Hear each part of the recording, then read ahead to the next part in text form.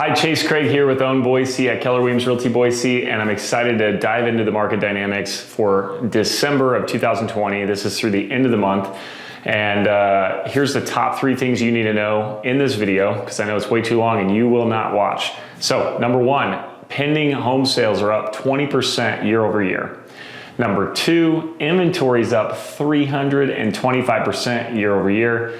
And then the last thing you need to know that's in this video is we are going to be reviewing 2021 as a whole. So if you're interested in that or any of the other things we mentioned, watch the rest of this video.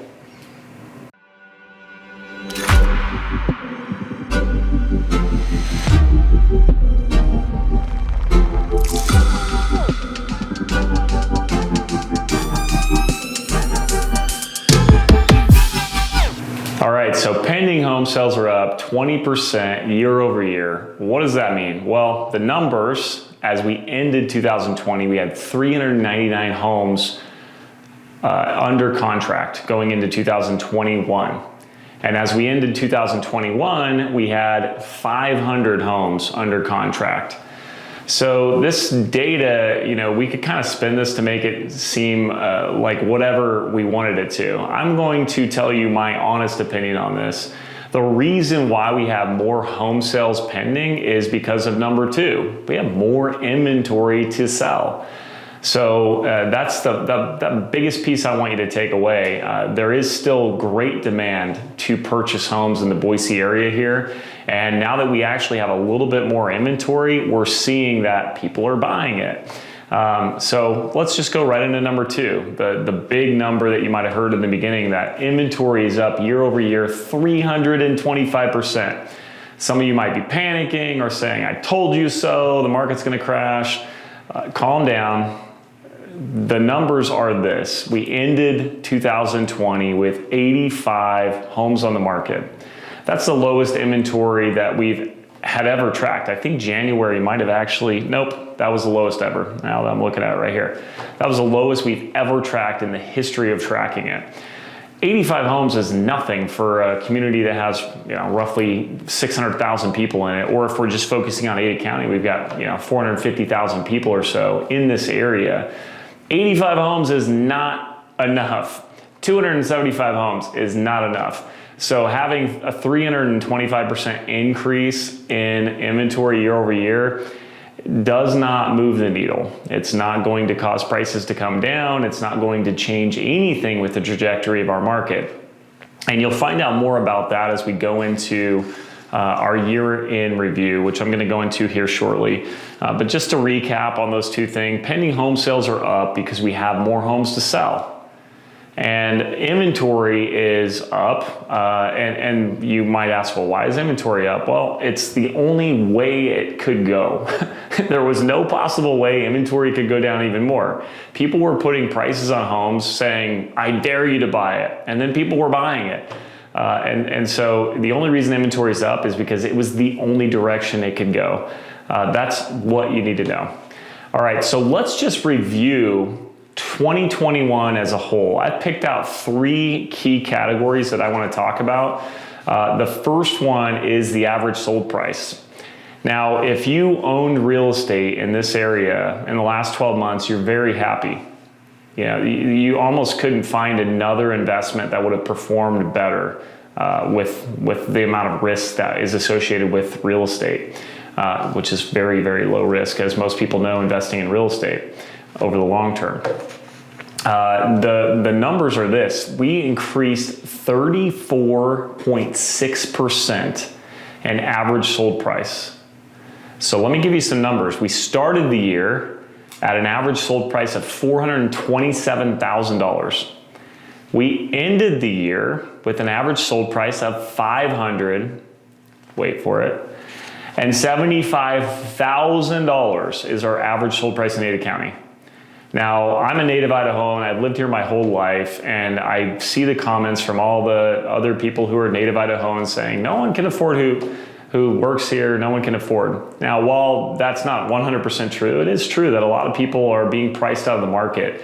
And I am not immune to that. I pay attention to that very closely. Believe me, I don't look at these numbers just for fun and just to make these videos. We do them to make great decisions and help our clients make great decisions. So having a pricing go up 35% is incredible. Now, something you need to understand is that 40% of all the money has been printed in the last 18 to 24 months. That money has to flow somewhere. Money doesn't just sit on the sidelines for very long. Money flows into assets.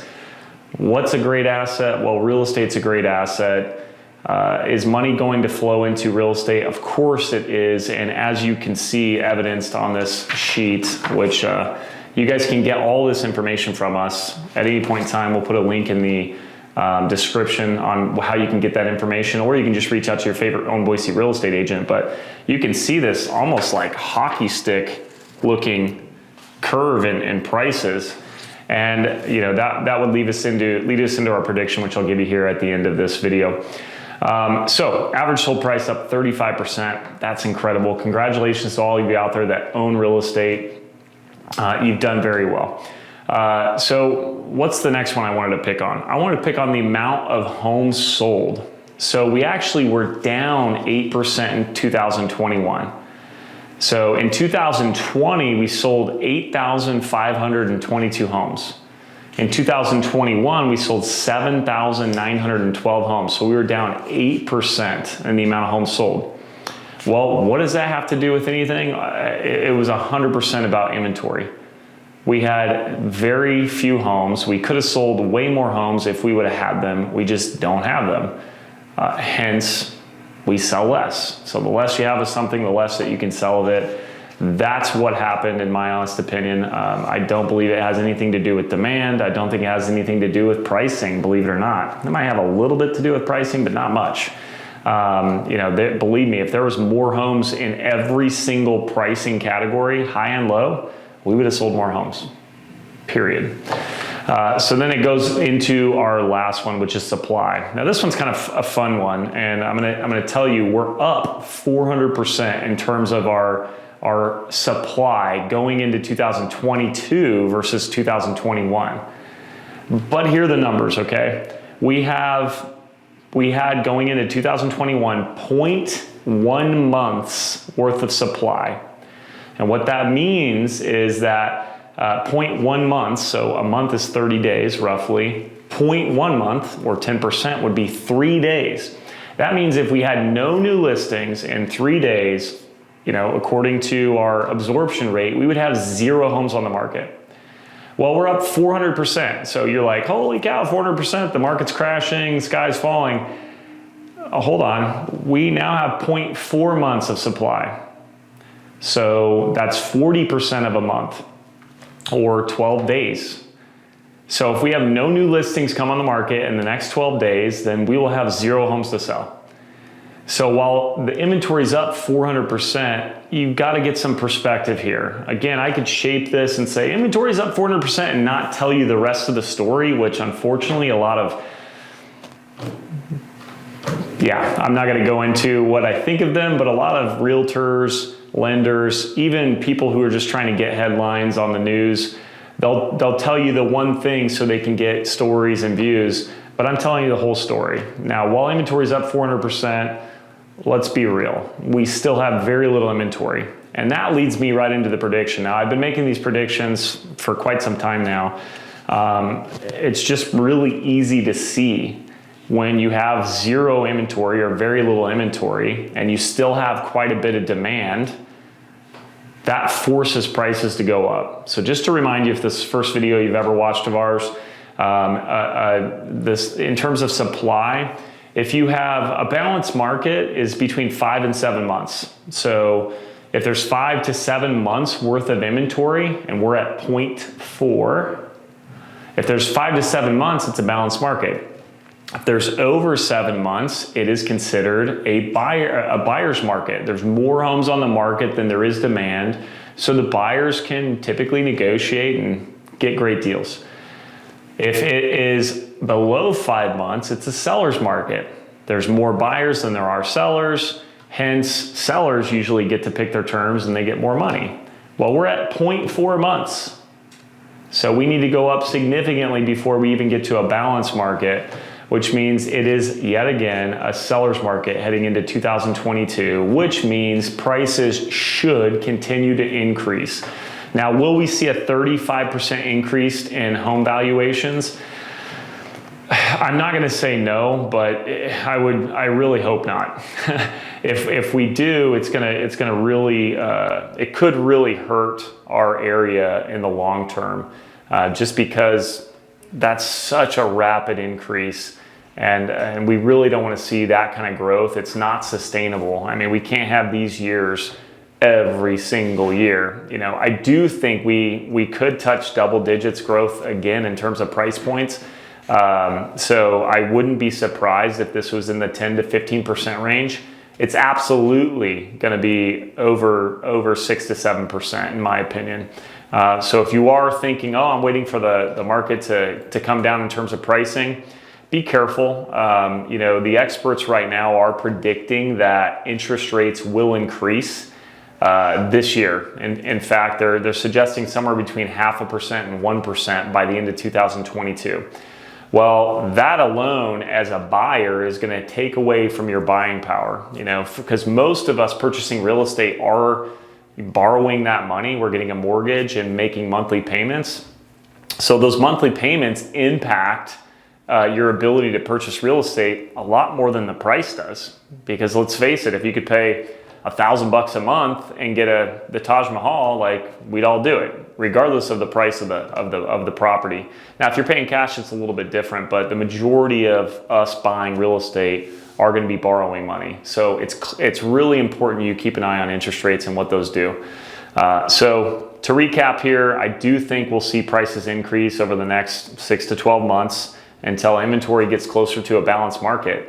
And interest rates are likely to increase. So if you are considering buying in the next 12 months, get with us early, because now's a pretty good time. We're seeing inventory tick up. It's not where we'd love to have it for a buyer's market by any means. It's not even close, but inventory is ticking up.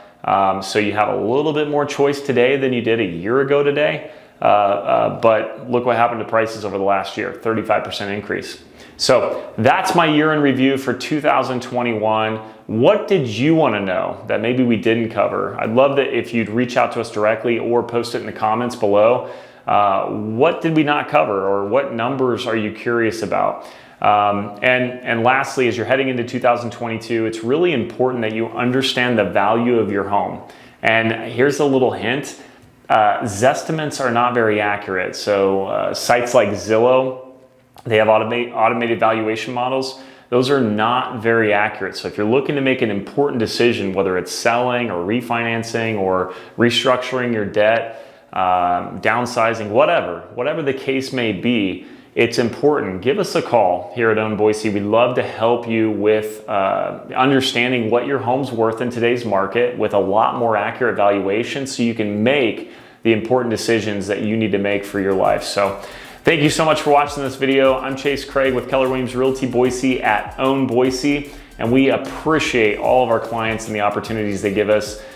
We love being a top real estate company in this community, and we look forward to doing it for years and years to come.